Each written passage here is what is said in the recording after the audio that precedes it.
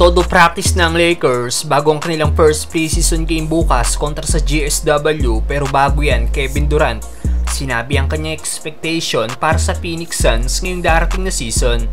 Na-trade nga po si KD papuntang Phoenix Suns noong 2023 trade deadline, kaya naman marami nag-expect na magiging isa sa championship contender ang nasabing franchise. Pero dahil sa kakulangan ng chemistry, natalo nga po sila sa Denver Nuggets noong playoffs.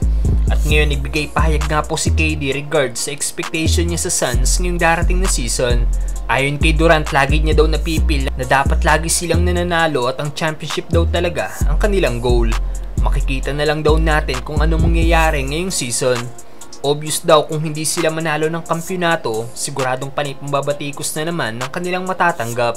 And I always feel like we should be winning every game and like championship is always the goal. You know, we'll see what happens. Well, totoo naman ang sinabi ni KD dahil sa dami ng superstar na meron ng Phoenix Suns. Bukod nga po kay KD, nandiyan nga po sina Devin Booker at Bradley Beal. Kaya hindi magiging problema ang opensa para sa Phoenix Suns.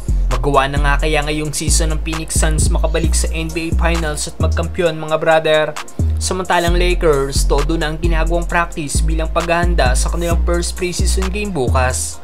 Tapos na nga po ang paghihintay ng mga Lakers fans dahil bukas makikita na nga po nilang maglaro ang bagong team ng Lakers. Bukas na nga po ang simulan ng preseason games ng Lakers kung saan makakalaban nila ang GSW 8:30 AM sa kanilang bahay sa Chase Center Arena. Kumpirmado na nga pong out si LeBron at Austin Reeves para sa game bukas dahil isa lang naman itong preseason. Good news din dahil ayon sa report, plano ni LBJ na maglaro ng 3 games sa kanilang 6 preseason schedule. Wala pa nga pong update kung maglalaro si Davis bukas. Maganda ring pagkakataon nito dahil mas makikita natin maglaro ang mga bagong player ng Lakers, kung anong may bibigay nila sa team, at kung anong naging improvement ng mga ibinalik na core player ng Lakers last season.